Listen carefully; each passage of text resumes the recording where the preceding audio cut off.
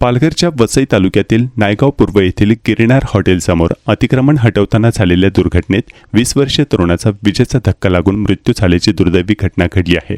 अभय राकेश तिवारी असे मृत तरुणाचे नाव असून तो हॉटेलमध्ये वेटर म्हणून काम करत होता।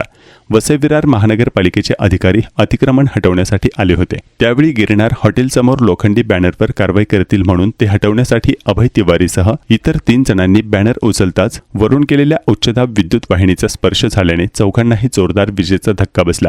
त्यानंतर जखमींना तातडीने मीरा रोड येथील खासगी रुग्णालयात दाखल करण्यात आले।